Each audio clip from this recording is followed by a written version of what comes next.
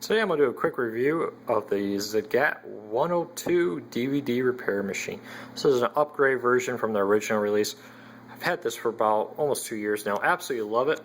If you have a lot of scratched up discs or a reseller or just a parent that kids scratch all your discs up and you're always having to replace them, highly recommend this mid-range unit. Great for light and medium scratches. Won't necessarily take out the extremely deep ones, but your everyday use this will work great for. There are much nicer machines that cost several $1,000s. This one I got for about $110. Could not be happier. Discs like this one here with the moderate and light scratches covering it are ideal for this machine. You can actually do much worse discs than this one, but I just had this one laying around from a garage sale. It'll do DVDs, most video games, Xbox 360. I have not done a Blu-ray. I don't believe this is designed for Blu-rays. It will do GameCube discs. I have done them on here quite often. Most DVD repair machines won't fit a GameCube disc. Alright, just to show you what everything comes with, of course you got your different pads. You got your white polishing pads and yellow buffing pads. Those are the ones I use a majority. The yellow ones will strip off the scrapes, and then the white ones will repolish the disc. The creams you gotta use, the red is for more severe scratches. Yellow works for the lighter ones. You always want, if you have a severely scratched disc, start with the red, and then on the same disc use the yellow. A disc cleaner, if you got a lot of gunk on the disc before you buff it, I would use this. It also comes with a nice polishing cloth. One thing it doesn't come with that I have purchased is this microfiber cloth. You want a microfiber cloth to wipe off the gunk after you're done. This won't re-scratch your disc after you've buffed off the scratches. One warning about this device is you put your disc in here, data side facing up, and then you use this little device here to hold it on.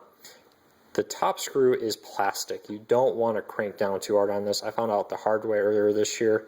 Cracked off the top of that and had to buy a whole new machine because I couldn't get the bolt out.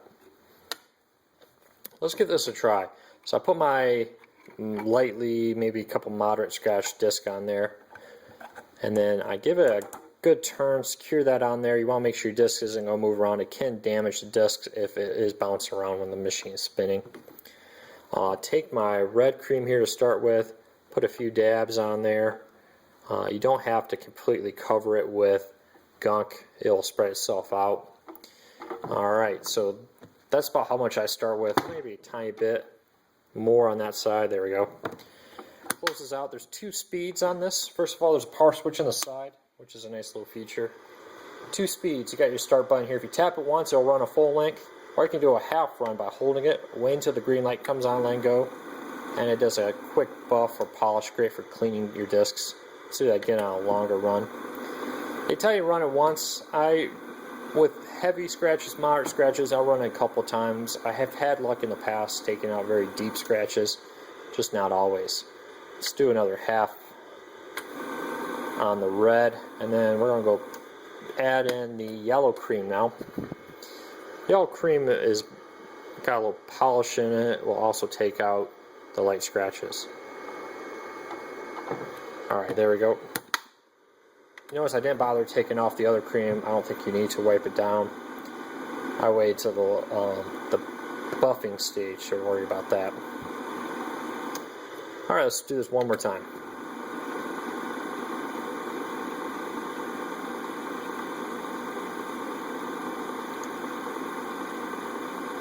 If you have hundreds of discs to do, this can take a little time. I've spent an afternoon buffing off the discs.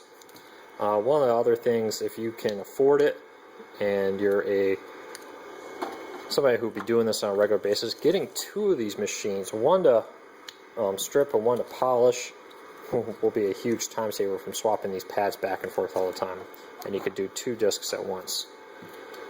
Make sure you don't have any foreign objects on your pads when you do them, because they will damage your disc. So I just put the white buffing pads on there. You notice I have a good amount of cream still on the disc.